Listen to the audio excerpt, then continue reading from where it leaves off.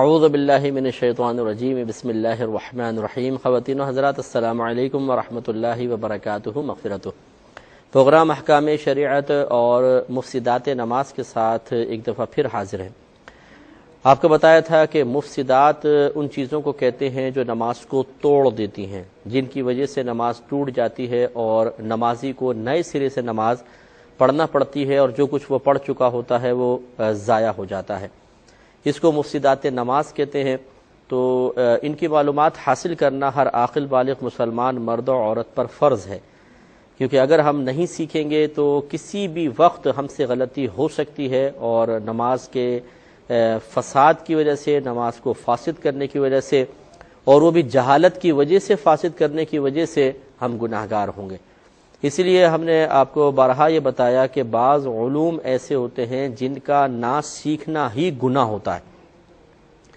ایک تو ہوتا ہے نا کہ اگر آپ کو ضرورت پڑی اور آپ نے نہیں معلوم کیا تو گناہگار ہوئے، اور ایک ایسے ہیں کہ ضرورت آپ کو محسوس ہو رہی ہے کہ نہیں ہو رہی، لیکن آپ اس کو سیکھیں، اگر نہیں سیکھیں گے تو گناہگار ہوں گے۔ جیسے مفسدات نماز، کیا ہم اس بات کا انتظار کر رہے ہیں کہ پہلے کوئی ایسا عمل ہو جائے، نماز ٹوٹ جائے، پھر ہم جا کر پوچھیں گے کہ جی یہ نماز فاسد ہوئی کہ نہیں ہوئی؟ اچھا، یہ بھی وہ پوچھے گا جس کو پہلے تھوڑا بہت شعور حاصل ہو کہ بعض چیزوں سے نماز ٹوٹ جایا کرتی ہے۔ جس کو یہ شعور ہی حاصل نہ ہو کہ فلاں چیز سے نماز ٹوٹ جاتی ہے، تو وہ تو ایسے ہی کرتا رہے گا کہ مفسدات نماز کا ارتکاب کرے گا، نماز فاسد ہو جائے گی، وہ سمجھے گا نماز مکمل کر لی ہے، اپنا آرام سے گھر چلے جائے گا۔ اسی لیے جہالت بعض اوقات انتہائی مہلک ہو جاتی ہے انسان کی عبادات کو، بلکہ ایمان کو بھی تباہ کر سکتی ہے۔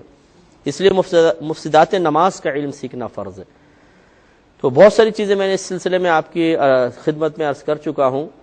ایک چیز مزید سماعت فرما لیں کہ اگر کسی نے ناپاک جگہ پر سجدہ کیا اور اس یا قیام کیا، زمین پہ کھڑے ہوئے ہیں یا مصلی پر، جہاں پر کھڑے ہوئے ہیں اس کے نیچے کی زمین، یا سجدہ کیا تو جہاں جہاں اعضائے سجود زمین پر لگے ہیں وہ حصہ زمین اگر ناپاک ہوا تو نماز فاسد ہو سکتی ہے۔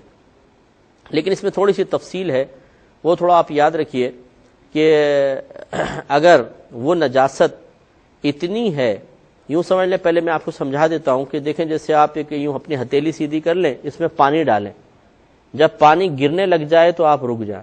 جتنا یہ آپ کے ہاتھ میں نظر آ رہا ہے اس کو شرعی لحاظ سے 1 درہم کہتے ہیں۔ اگر کوئی نجاست بہنے والی ہو، جیسے ناپاک پانی ہے یا پیشاب ہے یا بلڈ وغیرہ ہے، اور وہ 1 درہم کے برابر ہو، مثلا زمین پہ لگا ہوا ہے اور ہم نے اسی پہ کھڑے ہو کر نماز پڑھ لی ہے، تو نماز ہو جائے گی، لیکن مکروہ تحریمی ہوگی، اس نماز کو دوبارہ پڑھنا واجب ہے۔ اور 1 درہم سے کم ہے تو نماز ہو جائے گی، اس کو لوٹانا واجب نہیں ہے، ہاں ثواب میں تھوڑی سی کمی ہوگی، گویا کہ اس کو اس سے وہاں سے ہٹ جانا اور اس سے پہلے نجاست کو ختم کرنا سنت تھا۔ لیکن اگر وہ 1 درہم سے زائد ہے تو پھر یاد رکھیں کہ اس سے بچنا، اسے دور کرنا فرض ہوگا۔ اب اگر اس پہ ہم نے کھڑے ہو کر نماز پڑھ لی تو ہماری نماز نہیں ہوگی۔ یہ ایک اصول ہے، یہ بنیادی یاد رکھیں۔ مثال کے طور پہ بھی بچہ پیشاب کر کے گیا ہے، خشک تو ہو گیا ہے لیکن اسمیل آ رہی ہے، اور ہم اسی پہ کھڑے ہو کے نماز شروع کر دیں، مثال کے طور پر۔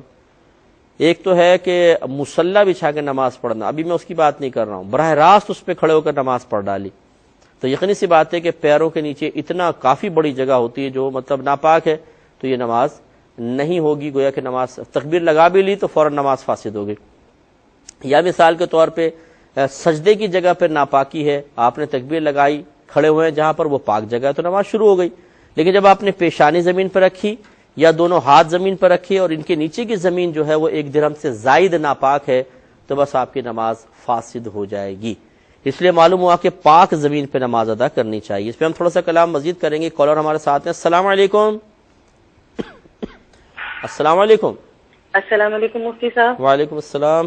مفتی صاحب، میرا پہلا سوال یہ ہے کہ بعض لوگ بڑی راتوں میں اس طرح کے میسیجز بھیجتے ہیں کہ مثلا اگر زید بھیج رہا ہے تو لکھا ہوگا کہ میں اللہ کو حاضر ناظر جان کر زید کی تمام غلطیوں اور کوتاہیوں کو معاف کرتا ہوں، پھر لکھا ہوتا ہے کہ شکریہ، آپ ایسے تو معاف نہ کرتے، زبردستی کرنی پڑتی ہے۔ تو ایسے میسیجز کا کیا شرعی حکم ہے جس میں مذاق کے طور پہ اللہ تعالیٰ کے نام کو بھی شامل کر لیا جائے؟ ٹھیک ہے۔ اور دوسرا سوال یہ ہے کہ ایک عورت کو طلاق ہو گئی، وہ پریگننٹ ہے اور ایک پرائیویٹ جاب کرتی ہے، اس نے آفس میں اپلیکیشن بھیجی کہ مجھے عدت پوری کرنے کے لیے چھٹی چاہیے. اسے آفس سے صرف 1 مہینے کی چھٹی ملی اور ساتھ ہی یہ نوٹس بھی کہ اگر 1 مہینے بعد جوائن نہ کیا تو فارغ کر دیا جائے گا. اس عورت کو جاب کی کوئی ضرورت نہ تھی لیکن وہ جاب چھوڑنا نہیں چاہتی تھی کیونکہ بہت اچھی جاب تھی. اسی وجہ سے اس نے 1 مہینے بعد جوائن کر لیا. کیا شرعی حکم ہوگا؟ ٹھیک ہے. اور تیسرا سوال یہ ہے کہ ہمارے معاشرے میں یہ رائج ہے کہ میت کو دفنانے کے بعد جو پہلی صبح آتی ہے اس میں ناشتہ کسی رشتے دار کے گھر سے بھیجا جاتا ہے اور یہ ناشتہ ان تمام لوگوں کے لیے بھیجا جاتا ہے جتنے لوگ ٹھہرے ہوئے ہوتے ہیں. اب اگر کوئی شریعت پر عمل کرنے کی نیت سے ایسا نہ کرے تو لوگ برا مانتے ہیں کہ ہم غم میں پڑے ہوئے ہیں, انہیں شریعت کی پڑی ہوئی ہے. اس بارے میں بیان فرما دیں کہ کسی کے ایمان کی حفاظت کی غرض سے کیا ایسی رسومات جاری رکھی جا سکتی ہیں؟ ٹھیک ہے. چوتھا سوال یہ ہے کہ ظہر کی سنتیں پڑھتے ہوئے کسی پر سجدہ سہو واجب ہوا لیکن وہ کرنا بھول گیا اور سلام پھیر دیا. پھر وہ فرض پڑھنے کھڑا ہوا اور جیسے ہی تکبیر لگانے کے لیے ہاتھ اٹھائے اسے یاد آ گیا.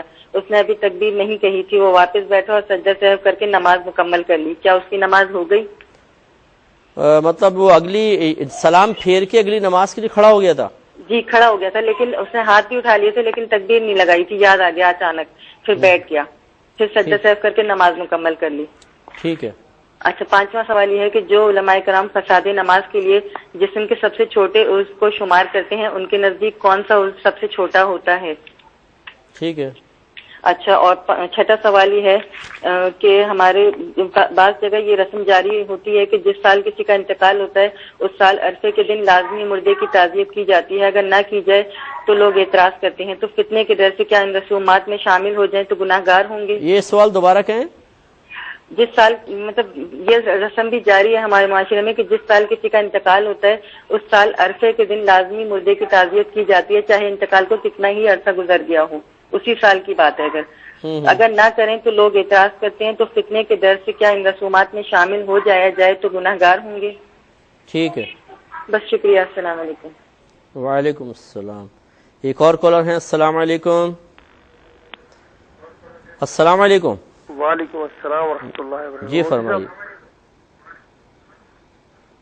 فرمائے بھائی جان. پوچھنا چاہتا یہ جو کرسی پہ نماز جو ٹیبل سے آگے لگی ہوئی ہوتی ہے اس پہ نماز جائز ہے یا نہیں؟ ٹھیک ہے. اور بس یہی بات. جی میں اس کرتا ہوں انشاءاللہ. ایک اور کالر ہیں. السلام علیکم. وعلیکم السلام. جی صاحب. مفتی صاحب ذرا عمرے کا طریقہ بتا دیں. عمرے کا طریقہ؟ ہاں جی. اچھا, اور بس یہ بتا دیں. ٹھیک ہے, میں عرض کرتا ہوں انشاءاللہ. ایک مزید کال لیں گے. السلام علیکم. وعلیکم السلام. جی بہن. ہیلو, السلام علیکم. وعلیکم السلام ورحمۃ اللہ. مجھے آپ سے یہ پوچھنا ہے کہ اگر کسی شخص کا کسی عورت کا دنیا میں کوئی بھی نہیں ہو محرم تو پھر وہ حج یا عمرہ کیسے کرے؟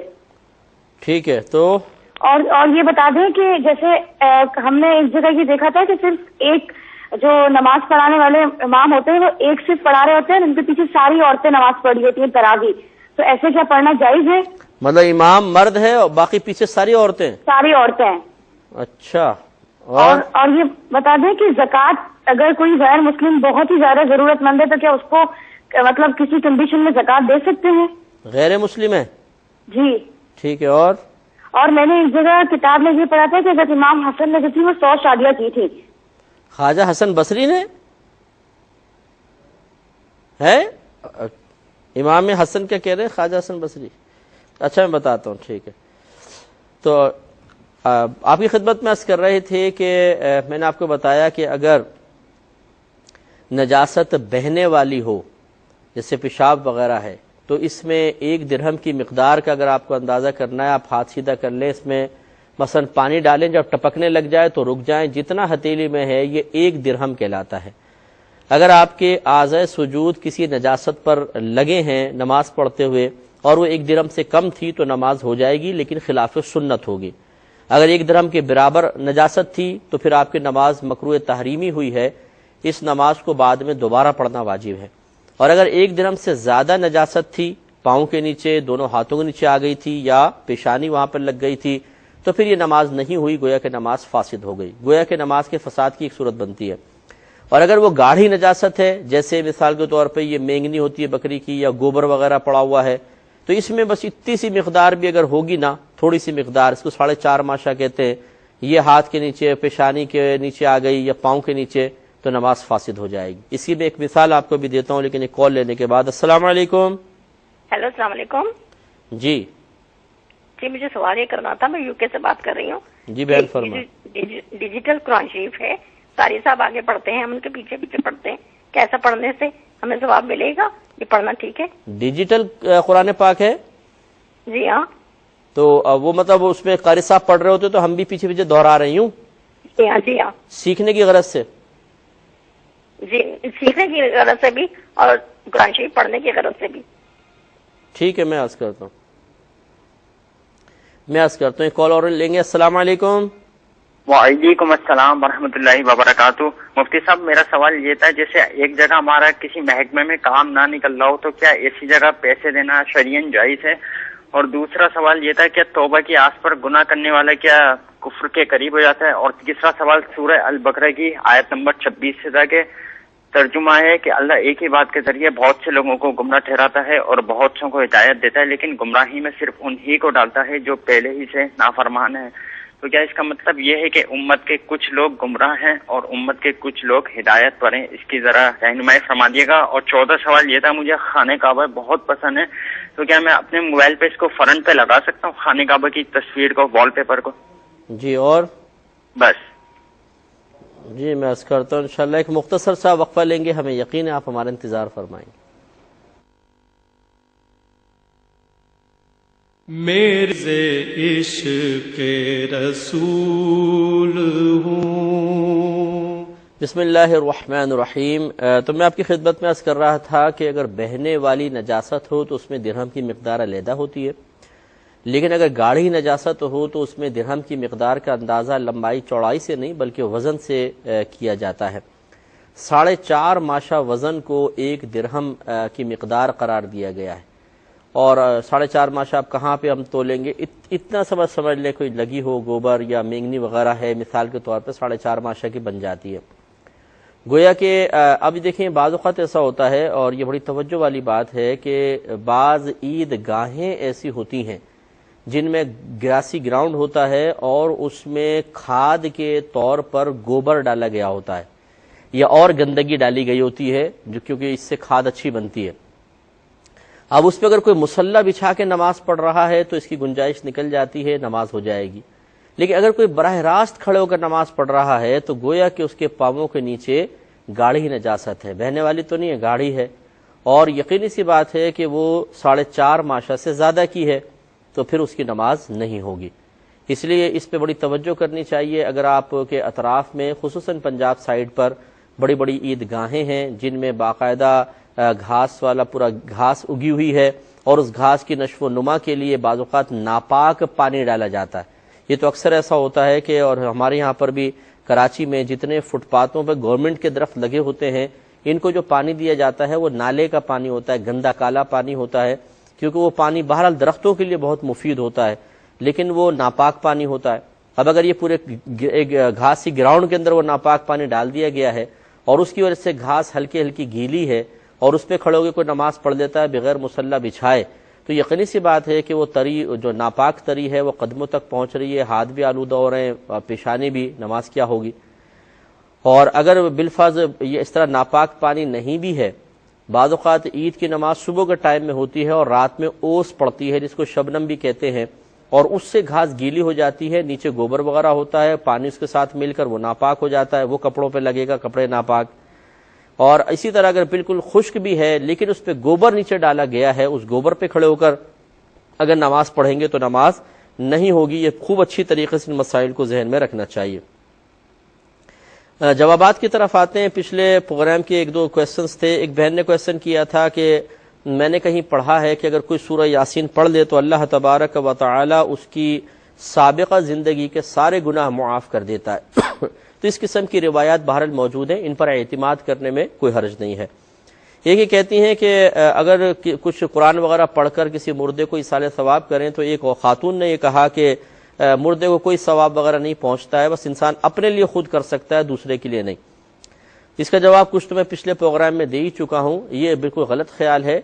ہمارے اپنے عمل کا بدلہ، ہمارے اپنے عمل کا فائدہ ہمیں تو حاصل ہوتا ہی ہوتا ہے، اللہ تعالیٰ کے رسول صلی اللہ علیہ وسلم بلکہ خود اللہ تبارک و تعالیٰ نے ہمیں یہ تعلیم دے دی ہے کہ ہم اپنے عمل سے دوسرے کو بھی فائدہ پہنچا سکتے ہیں، دنیاوی اور اخروی دونوں طرح کے فائدے۔ جیسے دعا ہے، مثال کے طور پر دعا ایک عمل ہے، اسی لیے الدعاء مخ العبادہ کہلاتی ہے کہ دعا عبادت کا مغز ہے، یعنی عبادات میں اصل ہے دعا۔ تو عبادت ایک عمل اور فعل ہوتا ہے، تو اس کے اندر دعا بھی ایک عمل ہے، اور ہماری دعا سے دیکھیں اخروی فائدہ ہوتا ہے۔ نبی کریم صلی اللہ علیہ وسلم نے فرمایا ایک شخص کا مرنے کے بعد ایک درجہ بلند ہوا تو اس نے اللہ تعالیٰ کی بارگاہ میں عرض کی، یا رب کریم میرے اعمال کا سلسلہ تو ختم ہو گیا ہے، یہ کس وجہ سے میرا درجہ بلند ہوا؟ تو اللہ تبارک و تعالیٰ نے ارشاد فرمایا کہ تیری نیک اولاد نے ابھی تیرے لیے دعائے بخشش کی ہے، یہ اس کا بدلہ ہے۔ اس کا مطلب یہ ہوا کہ دعاؤں سے درجے بلند ہو رہے ہیں، دعا ایک عمل ہے، میرا عمل ہے، لیکن دوسرے کو فائدہ پہنچ رہا ہے۔ ایسی میں نے آپ کو روایت عرض کی تھی اور بہت ساری ہیں، دوبارہ ریپیٹ کر دیتا ہوں۔ حضرت سعد رضی اللہ تعالیٰ عنہ نے نبی کریم صلی اللہ علیہ وسلم کی خدمت میں عرض کی، یا رسول اللہ صلی اللہ علیہ وسلم میری والدہ فوت ہو گئی ہیں، میں ان کے لیے کون سا صدقہ افضل ہے؟ سرکار نے ارشاد فرمایا پانی۔ تو آپ نے شارع عام کے کنارے، چلتی ہوئی روڈ کے کنارے کنواں کھدوایا اور اس پہ ایک باقاعدہ نیم پلیٹ لگائی، لی ام سعد، سعد کی ماں کے لیے، اور آپ کا یہ قصد و ارادہ یہ تھا کہ لوگ اس سے پانی پئیں گے تو اس کا ثواب میری والدہ کو بھی پہنچے گا۔ تو بتائیے اب یہ عمل ہمارا ہے، مردے کو ثواب پہنچ رہا ہے، ہم نے ان کے ایصال ثواب کے لیے کنواں قائم کر دیا، ثواب جاریہ ہو گیا۔ تو اس لیے اپنے اعمال کا بدلہ آپ کسی کو دے سکتے ہیں، یہ شریعت ہمیں ذہن دیتی ہے۔ جیسے میں ایک اور مثال دے دیتا ہوں، نبی کریم صلی اللہ علیہ وسلم کی روایت ہے، مسلم کی روایت ہے، سرکار ایک مرتبہ آپ نے مینڈھا ذبح فرمانے لگے تو آپ نے اللہ تعالیٰ کی بارگاہ میں عرض کی، اے اللہ تعالیٰ اس جانور کو میری طرف سے، آل محمد کی طرف سے، آل محمد کی طرف سے اور امت محمد صلی اللہ علیہ وسلم کی طرف سے قبول فرما لے۔ اس میں فقہا فرماتے ہیں کہ یا تو یہ نبی کریم صلی اللہ علیہ وسلم کی خصوصیت تھی کہ ایک ہی جانور پوری امت کے لیے کافی ہو گیا، حالانکہ دمبے یا بکرے کے اندر اگر ایک کے بعد کوئی اور شخص بھی شریک ہو جائے تو قربانی ہی ضائع ہو جاتی ہے، لیکن یہ نبی کریم صلی اللہ علیہ وسلم کی خصوصیت تھی کہ پوری امت کو بھی شریک کر لیا اور قربانی بھی صحیح رہی۔ اور یا وہ فرماتے ہیں اس کے دوسری توجیہ یہ ہے یا تعویل یہ ہے کہ نبی کریم صلی اللہ علیہ وسلم کے کہنے کا مقصد یہ تھا کہ یہ قربانی تو میری طرف سے قبول کر لے لیکن اس کا ثواب میری آل اور پوری امت تک پہنچا دے۔ دونوں مفہوم اپنی جگہ بالکل صحیح ہیں۔ اس سے بھی ثابت ہوتا ہے کہ اپنے اعمال کا ثواب کسی مردے تک پہنچایا جا سکتا ہے، اس لیے اس میں کوئی حرج نہیں ہے، بالکل آپ کریں۔ جو اس قسم کی بات کہہ رہا ہے وہ صحیح نہیں کہہ رہا۔ ایک بہن نے فرمایا کہ کیا ایسا ہو سکتا ہے کہ میں اپنے لیے پہلے سے دنیا میں کچھ پڑھ لوں کہ مرنے کے بعد مجھے مل جائے؟ یہ بڑی بھولی بھالی سی باتیں ہماری بعض بہنیں کرتی ہیں، اور انہوں نے یہ آپس میں نکال لی ہیں باتیں، کسی بھی مجلس محفل میں بیٹھ کر انہوں نے آپس میں طے کر لیا کہ ہمیں کیا کرنا ہے اور کس طریقے سے کرنا ہے۔ میری پیاری بہن، جو بھی آپ پڑھیں گی، جیسے کوئی عمل کریں گی، وہ آپ کے نام اعمال میں لکھ دیا جائے گا۔ ایسا نہیں ہوتا کہ آپ یہ خواہش کریں کہ جب میں کچھ کر لوں تو وہ یوں اڑتا رہے، بس وہ ثواب کو یوں ادھر ادھر اڑتا رہے، پھر جیسے میں مروں تو پھر وہ میرے سامنے آ جائے تو میں کہوں انعام مل گیا، بہت اچھی بات ہے جی، واہ سبحان اللہ۔ ایسا نہیں ہوتا ہے۔ لہٰذا جو بھی آپ پڑھیں گے یہ سوچنا جی مرنے کے بعد کے لیے میں رکھ دوں، بعد میں مل جائے، اس طرح کا کوئی شرعی تصور نہیں ہے۔ نہ اس طرح کی الٹی سیدھی خرافات اور الٹی سیدھی باتیں ہمیں اپنے معاشرے میں رائج کرنی چاہیے، نہ کسی کو تعلیم کرنی چاہیے۔ یہ خواتین کرتی ہیں، ارے بھائی دیکھو اپنے لیے پہلے قرآن پڑھ کے رکھ لو، کیا پتہ اولاد کا پڑھے نہ پڑھے، اللہ سبحان اللہ، کیا پتہ پڑھے نہ پڑھے، یعنی آپ پڑھ کے رکھ دیں گی، وہ بعد میں فرشتے آئیں گے کہ جی آپ مر گئی ہیں، ٹھیک ہے یہ لیجیے جی قرآن، یہ آپ پڑھ کے گئی تھی نا، یہ ابھی آپ کا پڑھا ہوا تھا، یہ رکھا ہوا تھا سائڈ میں، یہ آپ کو مل جائے گا۔ تو پتہ نہیں کیا کیا تصورات اپنے پاس سے ہم نے قائم کیے ہوتے ہیں۔ وہ تصور قائم کریں جو شرعی تصور ہے، اپنے پاس سے غلط قسم کے تصورات قائم کر کے باقاعدہ اس کی دوسروں کو بھی ترغیب دے کر اپنی اولاد اور اپنی نسلوں تک ان باتوں کو پہنچانے سے اصل دین سے اولاد کو دور کر بیٹھیں گے۔ میں نے فرمایا جو 15ویں شب آتی ہے، بعض لوگ اس میں اس طرح میسج کرتے ہیں کہ میں اللہ تعالیٰ کو حاضر ناظر جان کے آپ کو معاف کرتا ہوں، اور پھر کہتے ہیں جی زبردستی تو کرنی پڑتی ہے، کیا کریں، یعنی مذاق میں اس طرح، کیونکہ بڑی رات ہے یہ، تو اس طرح کرنا صحیح ہے یا نہیں ہے؟ دیکھیں مذاق تو ویسے بھی مناسب نہیں ہے کہ اس طرح کا مزاح کیا جائے، اور خصوصاً اللہ تبارک و تعالیٰ کا ذکر مبارکہ کر کے اور پھر اس طرح مزاح کیا جائے۔ ایسے لوگ اپنے برے انجام سے بالکل خوفزدہ نہیں ہیں۔ وجہ اس کی یہ ہے کہ نہ بیچاروں کو گھروں سے تعلیم حاصل ہوتی ہے، نہ ہمارے محلوں میں ایسا ماحول ہے، نہ اسکول کالج یونیورسٹی میں ہے، اور بڑی معذرت کے ساتھ ہماری مسجدیں بھی اس سے محروم ہیں. ہمارے بچے قاری صاحبان کے پاس پڑھنے کے لیے جاتے ہیں، وہ قاری صاحبان خود بیچارے اکثر جو ہوتے ہیں وہ خود علم سے نابلد ہوتے ہیں، صرف قرآن پڑھا دینا وہ اپنی ذمہ داری سمجھتے ہیں، باقاعدہ اس کے علاوہ اور کوئی سلیبس ایسا نہیں ہوتا جس میں بچوں کو آداب سکھائے جائیں، دین سکھایا جائے، کوئی عقیدہ سکھایا جائے، کچھ بھی نہیں. تو بچے پھر اسی طرح کی حرکتیں تو کریں گے. اور دوسری بات یہ ضمن میں عرض کر دیتا ہوں کہ یہ ہمارے ہاں ایک بس ہم رسم بنا لیتے ہیں ہر چیز کو. شروع تو اچھے اخلاص سے کیا جاتا ہے، لیکن بعد میں جب عوام میں چلی جاتی ہے چیز رسم بن جاتی ہے. معافی مانگنے کا، جی میں آپ سے بڑی رات آ رہی ہے، بڑی نازک رات ہے، تو آپ اس سے پہلے جتنے میں نے قصور کیے ہیں معاف کر دیں. اب آپ خود سوچئے اگر آپ نے بالفرض ایک شخص کو تنگ کیا تھا، بڑا اس کو صدمہ پہنچایا تھا، لوگوں کے سامنے اس کو بے عزت کیا تھا، اب آپ خود بے عزتی کچھ برداشت نہیں کرنا چاہتے، اس کے پاس جا کر اس سے معافی مانگنے کی ذلت برداشت کرنا آپ کے نفس کی مرضی کے خلاف ہے. ایک میسج کر دو خالی، جی ہمیں معاف کر دیجیے گا، ہم سے قصور ہو گیا. یہ طریقہ کار ہماری شریعت کے بالکل منافی ہے، یہ طریقہ کار بالکل صحیح نہیں ہے. ہمیں جا کر معافی طلب کرنی چاہیے. معافی مانگنا بہت افضل ہے، لیکن اس طرح نہیں میسیجز کے اوپر، بلکہ جا کر ہمیں معافی طلب کرنی چاہیے، کیونکہ معافی مانگنے میں نفس ذلت محسوس کرتا ہے. تو جس طرح ہم نے کسی کو ذلیل کیا تھا، ہم نے کسی کو برا بلا کہا تھا، وہی ذلت ہمیں اپنے نفس کو محسوس کروانی چاہیے، تاکہ ایک مطلب اس کو تکلیف بھی پہنچے اور صحیح طریقے سے ہم توبہ کی طرف مائل ہو سکیں. ہم اپنی ناک اونچی رکھنا چاہتے ہیں، کون جا کے معافی مانگے، کون جا کے ہاتھ جوڑے، سب کے سامنے میں معافی مانگوں، نہ بابا نہ بابا، ایک میسج کر دو دیکھی جائے گی. تو یہ رسم بن گئی ہے معافی طلب کرنا بھی، جس میں کوئی اخلاص نظر نہیں آتا. مجھے تو جتنے بھی اس قسم کے کرتے ہیں نا کہ جی میں نے آپ کے کبھی کوئی ایسا کیا ہو مجھے معاف کر دیجیے گا، میں کہتا ہوں میں نہیں کروں گا معاف، آپ کو میدان معاشر میں پکڑ لوں گا. پھر وہ میسج کرتے ہیں کیوں کیوں کیوں کیوں، ارے بھائی کیوں، آپ نے رسم بنائی ہوئی ہے، ہر چیز کو رسم بنا لیا ہے. اس طریقے سے معافی نہیں مانگنی چاہیے. اگر آپ کو مانگنی ہے جا کر مانگیں، تاکہ نفس ہمارا ذلت محسوس کرے، اس سے ہاتھ جوڑ کے معافی مانگیں، اس کو راضی کریں. یہ ہے افضل اور اعلیٰ طریقہ. یہ نہیں ہے کہ خط بھیج کے کہہ دیں جی معاف کر دیں. یہ کہتی ہیں کہ ایک پریگننٹ خاتون تھیں، ان کے شوہر شاید فوت ہو گئے ہیں یا طلاق دے دیے، بہرحال ان کی عدت چل رہی تھی. تو انہوں نے وہ جاب کر رہی تھی، انہوں نے یہ جاب ان کی ضرورت نہیں تھی لیکن اچھی جاب تھی، تو انہوں نے آفس میں چھٹی کی درخواست دی کہ میری عدت گزر جائے پھر میں آ جاؤں گی. انہوں نے کہا نہیں، 1 ماہ کی مہلت ہے ورنہ پھر آپ کو نکال دیا جائے گا. تو وہ اس نوکری کے لیے 1 ماہ بعد عدت چھوڑ چھاڑ پہنچ گئی. تو کیا یہ صحیح ہے کہ نہیں؟ دیکھیں، عدت گزارنا عورت پر واجب ہے. اگر سخت ضرورت ہوتی، یعنی جاب کے علاوہ کوئی اور ان کے پاس ذریعہ آمدنی نہ ہوتا، اور اس جاب کے چھوٹ جانے کے بعد ایسی اچھی جاب مزید نہ ملتی اور اسی جاب پر ان کے بچوں کا گزارا ہوتا، تو پھر یہ ایک صحیح ضرورت ثابت ہو جاتی. اس میں شریعت خود ان کو اجازت دیتی کہ یہ جاتی، جوائن کر لیتی اور دن کا حصہ وہاں گزار کے رات جیسے موقع ملتا بس واپس آ کے پھر اپنی عدت کو کنٹینیو رکھتی. ٹائم پیریڈ تو پورا کرنا ہوتا ہے. اب بھی ان کی عدت چل رہی ہے، یاد رکھیں، اگر یہ پہلے بھی چلی گئی عدت چل رہی ہے. یہ نہیں کہ آفس چلی گئی ہیں، گھر سے باہر قدم نکال دیا تو عدت ختم ہو گئی. جیسے عورتوں نے یہ بھی بنا رکھا ہے بس کہ بھئی بچی کی عدت ختم کرا دو، کیا کرنا ہے، گھر سے باہر قدم نکلوا دو. یہ سب یہ بڑی بوڑھیوں نے پتہ نہیں کیا بنا رکھا ہے. اللہ تعالیٰ نے عورتوں پہ خاص طور پر رحمت نازل فرمائے کہ اگر دین کا مطلب مربع بنانا ہو نا تو ان کے ہاتھ میں دے دیں سب کچھ. یہ ایسا اس کو ریسیپیز اس کے اندر استعمال کریں گی کہ کاٹ پیٹ کے بالکل کچھ کا کچھ بنا دیں گے. تو بہنیں برا بھی نہ مانے، لیکن بہرحال یہ خواتین نے بہت خرافات کر رکھی ہیں. بھی عرفہ کا جو آ رہا ہے وہ بھی میں آپ کو بتاتا ہوں کیا چکر ہے. اچھا، اسی طریقے سے اب خلاصے کلام یہ ہوا کہ یہ چونکہ ان کی ضرورت نہیں تھی، صحیح ضرورت، یہ گئیں، یہ گناہ گار ہوئیں، اور اللہ تعالیٰ کی بارگاہ میں توبہ کریں اور حتی الامکان کوشش کریں اگر مزید چھٹی مل سکتی ہے تو پوری عدت کرنے کے بعد جائیں، نہیں مل سکتی ہے تو اللہ کی بارگاہ میں توبہ کر کے جائیں اور بہرحال پھر اپنی عدت آپ پوری کرتی رہیں، ٹائم پیریڈ پورا کرنا پڑے گا. یہ کہتی ہیں کہ بعض اوقات جب کسی کی میت ہو جاتی ہے تو اگلے دن کسی رشتہ دار کی طرف سے ناشتہ بھیجا جاتا ہے اور وہ ان تمام لوگوں کے لیے ہوتا ہے جو وہاں پہ شریک ہوتے ہیں. کیا یہ صحیح ہے کہ نہیں؟ پہلے ہی بات یہ بتائیں. تو دیکھیں، پہلی بات تو یہ کہ ضرور نبی کریم صلی اللہ علیہ وسلم کی تلقین ہے کہ جب کوئی مر جائے تو وہ پہلے دن اس کو کھانا بھیجو، کیونکہ وہ لوگ غم میں ہوں گے.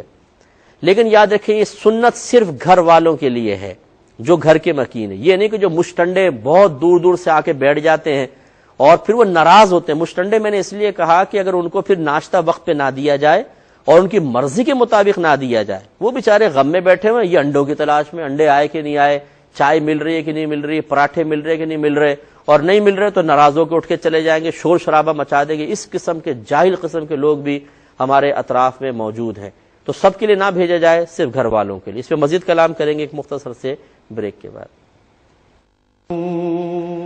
بسم اللہ الرحمن الرحیم۔ باتیں چل رہی تھی کہ گھر والوں کے لیے جس گھر میں میت ہو جاتی ہے ناشتہ بھیجا جائے تو کیا صرف گھر والوں کے لیے یا جو اطراف کے رشتہ دار وغیرہ جمع ہیں ان کے لیے بھی بھیجا جائے؟ دیکھیں صحیح سنت تو یہی ہے کہ صرف گھر والوں کے لیے بھیجنا سنت ہے، باقی لوگوں کے لیے نہیں۔ لیکن اب صورتحال یہ ہے کہ اگر وہ سب کے سب ایسے لوگ جمع ہو جاتے ہیں رشتہ داروں کے اندر جن کو شریعت سے کوئی تعلق نہیں ہوتا، مسلمان نام ہے لیکن مسلمانوں والے ہمارے کام نہیں ہیں، وہ تھوڑی تھوڑی باتوں پہ ناراض ہو کے بعض اوقات میت والے گھر سے ناراض ہو کے چلے جاتے ہیں کہ جی ہمیں تو ناشتے کے لیے نہیں پوچھا، ہمیں تو کھانے کے لیے نہیں پوچھا۔ ارے نامعقولو، وہ بیچارے غم میں مبتلا ہیں، کسی کا بچہ فوت ہو گیا ہے، کسی کا والد فوت ہو گیا ہے، کسی کا شوہر، تمہیں کھانے پینے کی پڑی ہوئی ہے، شرم حیا کریں کچھ، لیکن وہ کہاں شرم و حیا۔ تو جب اس قسم کے جاہل قسم کے لوگ ہوں، گنوار قسم کے لوگ ہوں، تو پھر ان کی گنواری کا لحاظ رکھ لینے میں میرے خیال میں کوئی حرج نہیں ہے کہ ان کو ناشتہ دے دیا جائے، کیونکہ وہ رشتہ داروں کے لیے نہیں آئے حقیقتاً، وہ ایک رسم پوری کرنے کے لیے آئے اور اپنے نفس کی خاطر آئے، ان کو ناشتہ بھی کھانا کھلانا ہے اور وہ کھانا کھانا بھی چاہتے ہیں۔ ہاں اگر ہمارے بس میں ہو تو بالکل، اگر آپ واقعی اگر آپ کر سکتے ہیں تو پھر بالکل اس قسم کے لوگوں کو کھانا وانا نہ کھلایا جائے، ٹھیک ہے؟ آپ اپنے آئے ہیں تعزیت کریں اور جائیں گھر پر۔ اگر آپ دور سے بھی آئے ہیں تو پھر آپ خود انتظام کر لیں کھانے پینے کا، گھر والوں پہ بوجھ نہ ڈالیں کہ جو بیچارے بھی شدید قسم کے غم میں ہیں۔ اگر کوئی ایسا کرتا ہے تو بالکل گناہگار نہیں ہوگا۔ یہاں پہ پہلے دن اسی لیے نبی کریم صلی اللہ علیہ وسلم نے رشتہ داروں کو یا محلے والوں کو کھانا دینے کی ترغیب دی ہے کہ وہ بیچارے غم میں ہیں، وہ کھانا وغیرہ بنائیں گے نہیں۔ تو خلاصہ کلام یہ ہے کہ بعض اوقات یہ باتیں ہمیں بری تو بہت لگتی ہیں، اس لیے یہ بری لگتی ہے کہ ہم نے اپنے نفس کی خواہشات کی تکمیل کے لیے اس طرح کی رسومات کو قائم و دائم کر لیا ہے۔ اب جب اصل شریعت ہمارے سامنے آتی ہے تو وہ ہضم نہیں ہو پاتی اور ہم برملا اس کے خلاف بول دیتے ہیں۔ یہ کہتی ہیں کہ ایک شخص نے صدر صاحب لازم تھا لیکن اس کو یاد نہ رہا، سلام پھیر کے نماز کمپلیٹ کر کے کھڑا ہو کے اگلی رکعت پڑھنے کے لیے ہاتھ خالی اٹھائے تو ایک دم یاد آ گیا، تو کیا وہ اب بیٹھ کر صدر صاحب کر سکتا ہے؟ دیکھیں یہ کھڑا ہو جانا جو ہے نا یہ ایک بڑا عمل ہے، تو ہمارا مشورہ یہ ہوگا کہ اب وہ نئے سرے سے نماز پڑھے، یعنی وہ جو نماز ہے اگر فرض تھی تو فرض ادا ہو گیا، آئندہ زندگی میں کبھی بھی اس کو دوبارہ لوٹا لے، کیونکہ کھڑا ہو جانا ایک بڑا عمل ہے۔ اگر کھڑا نہ ہوتا، بیٹھا ہوا ذکر کر رہا ہوتا چلے پھر بھی گنجائش تھی، کھڑا ہو گئے دوسری رکعت کے لیے تیار ہو جانا یہ ابھی واپس نہ پلٹے۔ یہ کہتے ہیں کہ ستر کے لحاظ سے سب سے چھوٹا عضو کیا ہوتا ہے، جس کو فقہ نے فرمایا کہ جسم کے سب سے چھوٹا عضو کا 1/4 اگر کھلا رہ گیا 3 بار سبحان اللہ کی مقدار تو نماز فاسد ہو جاتی ہے۔ دیکھیں کان جو ہے نا، کان یہ ایک پورا ایک عضو ہے، مستقل عضو ہے، خصوصاً بہنوں کے لیے۔ تو اس کان کا اگر 1/4 حصہ کھلا رہ گیا تو آپ دیکھ لیں کہ وہ بہت چھوٹا سا ہوگا، اور اگر اتنا حصہ بدن کہیں سے کھلا رہ گیا خاتون کا اور انہوں نے فوری طور پہ نہیں ڈھکا اور 3 بار سبحان اللہ کی مقدار وقت گزر گیا تو نماز فاسد ہوگی۔ یہ کہتی ہیں کہ یہ بھی ایک رسم عورتوں میں قائم ہے کہ جس سال انتقال ہو اس کے بعد جب پہلی مرتبہ یہ 15ویں کی شب آتی ہے تو اس کو عرفہ کا دن کہتے ہیں، اور اس میں عورتیں تعزیت کرنے کے لیے جمع ہوتی ہیں، اگر تعزیت نہ کریں تو بڑے فتنے کا خوف ہوتا ہے۔ دیکھیں یہ بھی ایک جاہلانہ رسم ہے۔ نبی کریم صلی اللہ علیہ وسلم کا فرمان تو یہ ہے کہ تعزیت 3 دن تک ہے۔ اب بتائیں نبی کا کہنا مانے کہ ان لوگوں کا کہنا مانے؟ گویا کہ نبی کریم صلی اللہ علیہ وسلم نے 3 دن کے بعد پھر غم کو تازہ کرنے والے عمل سے منع کر دیا ہے، کیونکہ تعزیت سے غم تازہ ہوتا ہے۔ ہاں فقہ نے ضرور فرمایا اگر کوئی یہاں موجود نہیں تھا، کہیں باہر تھا، وہ دیر سے یہاں پر پہنچا، جیسے امریکہ سے UK سے آیا ہے کسی کے انتقال پر، تو وہ 3 دن کے بعد بھی تعزیت کر سکتا ہے کہ وہ ٹھیک ہے۔ لیکن جو یہیں کے رہنے والے ہیں وہ اگر 3 دن کے بعد تعزیت کریں گے تو یہ سخت مکروہ ہے کہ غم کو ابھارنا ہے۔ تو 1 سال بعد پھر تعزیتیں کرنا جا کر یہ بالکل غلط رسم ہے، اس کو ختم کرنا چاہیے، اور اگر آپ کے بس میں تو اس میں بالکل شامل نہ ہو، چاہے کوئی ناراض ہو، اس میں ناراض ہونے دیں، یہ کوئی ایسی بڑی بات نہیں ہے۔ اور یہ عرفہ کا دن بنایا ہوا ہے، پتہ نہیں کیا کیا اس میں پکاتی ہیں خواتین، یہ بھی پکاؤ وہ بھی پکاؤ، 7 قسم کے کھانے ہوں گے اور یوں ہوگا وہ ہوگا، یہ سب خرافات ہیں۔ ہمارا مذہب اسلام اس کی تعلیم نہیں دیتا ہے، خرافات اس اعتبار سے میں عرض کر رہا ہوں۔ ویسے اگر آپ ایصال ثواب کے لیے اہتمام کرنا چاہیں تو ایک الگ بات ہے، لیکن اس کو لازم اور ضروری سمجھنا، اس کا اہتمام کو ضروری سمجھنا شروع کر دینا، دوسروں کو ترغیب دینا، کوئی نہ کرے تو اس کو ملامت کرنا شروع کر دینا، یہ سب غلط چیزیں ہیں، ان سے اجتناب کرنا ہوگا۔ بھائی نے فرمایا کہ بعض لوگ کرسی پہ بیٹھ کے نماز پڑھتے ہیں تو کرسی کے آگے کے سٹینڈ سا بنا ہوتا ہے، اس پہ اگر سجدہ کر لیا جائے تو کیا یہ صحیح ہے؟ دیکھیں صحیح تو ہے، لیکن وہ جب آپ کرسی پہ نماز پڑھ رہے ہیں تو رکوع کے لیے تھوڑا جھکیں گے، سجدے کے لیے زیادہ جھکیں گے۔ اگر وہ سٹینڈ اتنا اونچا ہے کہ جتنا آپ رکوع کے لیے جھک رہے ہیں اتنا ہی سجدہ اس پہ ہو رہا ہے تو پھر وہ سجدہ نہیں کہلائے گا۔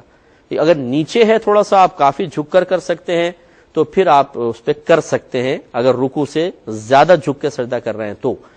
لیکن یاد رکھیں کوئی ضروری نہیں ہے، اسٹینڈ کے اوپر جب اشارے سے انسان نماز پڑھ رہا ہے، شریعت اس کو اجازت دے رہی ہے، تو کسی چیز پر اپنے ماتھے کو ٹیکنا یہ کوئی لازم نہیں ہے۔ لہذا رکوع کے لیے تھوڑا سا جھکیں، سجدے کے لیے اس سے تھوڑا زیادہ جھک جائیں، اگر پیشانی کسی جگہ نہیں بھی لگائی نماز ہو جائے گی۔ انہوں نے پوچھا عمرے کا طریقہ بتا دیں۔ دیکھیں آپ اس کے لیے اس کی CD وغیرہ مل جاتی ہے، عموماً یہ سہولت بازار کی ویب سائٹ پہ آپ وزٹ کر لیجئے گا، کیو ٹی وی والوں نے یہ عمرے کی بھی نکالی ہے، حج کی CD بھی نکالی ہے، اس کو ایک دفعہ واچ کر لیں، کیونکہ عمرے کا طریقہ بہت طویل ہے اور اس میں بہت ساری چیزیں بیان کرنی ہوتی ہے، وہاں سے آپ دیکھ لیں تو انشاءاللہ آپ کو سب معلوم ہو جائے گا۔ یہ بہن کہتی ہے اگر کسی عورت کا کوئی محرم ہی نہ ہو تو وہ حج یا عمرہ کیسے کرے؟ تو بہن وہ نہیں کر سکتی، وہ صبر کرے، یہ ایک امتحان ہے ان کے لیے۔ محرم کے بغیر اگر وہ نکل بھی گئیں، جیسے قافلے والے بعض اوقات لے جاتے ہیں جی ہمارے ساتھ چل لو، کوئی محرم بنا دیتے ہیں جھوٹا، اور شوق میں ہماری بہنیں بھی نکل جاتی ہیں، یاد رکھیں قدم قدم پہ گناہ گار ہوں گی۔ اب اللہ تعالیٰ کی بارگاہ میں آپ جا رہی ہیں اس کو راضی کرنے کے لیے، الٹا ناراض کر کے واپس آ گئیں، کیا کمال ہوا؟ اسی طرح یہ سمجھنا کہ جی ہم نبی کریم صلی اللہ علیہ وسلم کی بارگاہ میں حاضر ہوں گے تو سرکار خوش ہو جائیں گے، وہ ہمارے آنے سے نہیں، ہماری فرما برداری سے خوش ہوں گے۔ اب اگر آپ نامحرم کے بغیر جا کے روزہ رسول پہ حاضری دیتی ہیں، اللہ نہ کرے ایسا نہ ہو کہ سرکار نفرت سے چہرے پھیر لے، تو اس لیے شریعت کو ملحوظ رکھیں، یہ نہیں کہ اپنے پاس سے یہ اللہ معاف کرے گا جی، کر لو جی اللہ معاف کرے گا، یہ بھی ہم نے کہا جی مطلب بنایا ہوا ہے کہ نافرمانی کرنے کے بعد اللہ معاف کرے گا، معاف کرنے والا تو اللہ تعالیٰ ہے، لیکن اس طرح جرأت مندی کے ساتھ گناہ کا ارتکاب کرنے والا اپنے ایمان بچا لے تو بڑی بات ہے، اللہ نہ کرے ایمان ہی برباد ہو گیا تو اس لیے اس قسم کی حرکات نہ کی جائیں۔ یہ کہتی ہیں اگر ایک امام مرد امام ہے، پیچھے ساری عورتیں، نماز ہو جائے گی؟ نہیں ہوگی۔ یاد رکھیں امام کی نماز فاسد ہو جائے گی، درمیان میں مردوں کا ہونا ضروری ہے، یعنی پہلے امام ہو پھر مرد ہوں پھر اس کے بعد عورتیں ہوں، تو پھر یہ کہ ہو سکتی ہے، لیکن اس طریقے سے نہیں ہے کہ خالی امام کھڑا ہو پیچھے، تو یہ اس طریقہ کار بالکل غلط ہے، اس طرح نہ کیا جائے۔ یہ کہتے ہیں کہ کیا غیر مسلم کو زکوٰۃ دے سکتے ہیں اگر وہ بہت زیادہ ضرورت مند ہو؟ دیکھیں زکوٰۃ خالصتاً ایک ایسی چیز ہے جس سے اللہ تعالیٰ کا قرب حاصل کرنا مقصود ہے، اور اس کے لیے تعلیم یہی ہے کہ مسلمان کو دی جائے، لہٰذا غیر مسلم کو زکوٰۃ نہ دی جائے۔ ہاں یہ الگ بات ہے کہ مؤلفۃ القلوب تھے، یعنی اس زمانے میں سرکار کے زمانے میں بعض کفار تھے جن کے اسلام کی طرف مائل ہونے کی قوی امید تھی، تو سرکار نے ان کو زکوٰۃ دی ہے تاکہ تالیف قلوب ہو جائے، ان کا دل اسلام کی طرف مائل ہو۔ اور ایسا ہوتا تھا وہ مال لیتے تھے، خوش ہو جاتے تھے، اسلام قبول کر لیتے تھے، پھر بعد میں جب خود اخلاص اسلام کی تعلیمات سے آتا تو جو مال لیا تھا وہ اللہ کے راہ میں صدقہ کر دیتے۔ لیکن اب یہ مصرف رہا نہیں ہے، لہٰذا صرف مسلمان کو ہی آپ زکوٰۃ دیں۔ لیکن ہمارا مذہب اسلام ایک بہت پیارا مذہب ہے، وہ یہ نہیں کہتا کہ اگر ایک ضرورت مند غیر مسلم ہے تو آپ اس کو دھکا دے کے نکال دیں۔ ہمارا مذہب پیار کا مذہب ہے، امن کا مذہب ہے، آتشی کا مذہب ہے۔ ہمارا مذہب یہ کہتا ہے ایسے موقع پہ کہ زکوٰۃ نہ دیں، لیکن آپ ویسی اس کی مالی امداد ضرور کر دیں۔ غیر مسلم جو آپ کے اطراف میں اگر محلے میں رہتے ہیں، کوئی کرسچن ہیں، کوئی یہودی ہیں، کوئی ہندو برادری سے تعلق رکھتے ہیں اور صحیح واقعی ضرورت مند ہیں، ہمارا مذہب ان کی مدد سے منع نہیں کرتا۔ یہ ہمارا مذہب کا بڑا پیارا ایک پہلو ہے کہ وہ کسی سے نفرت کا درس نہیں دیتا، محبت کا درس دیتا ہے۔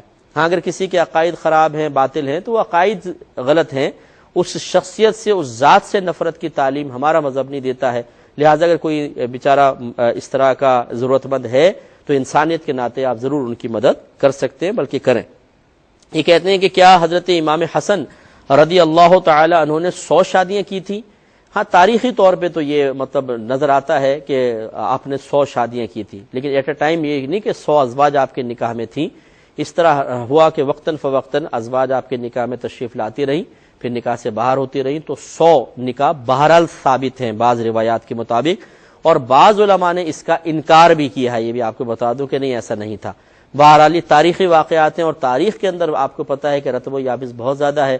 جیسے احادیث کو جمع کرنے کے سلسلے میں اہتمام کیا گیا اور ایک ایک راوی کے اوپر توجہ کی گئی، اس طرح تاریخ کو جمع کرنے پر بالکل توجہ نہیں کی گئی، اس میں ہر طرح کی چیز شامل ہو جاتی ہے۔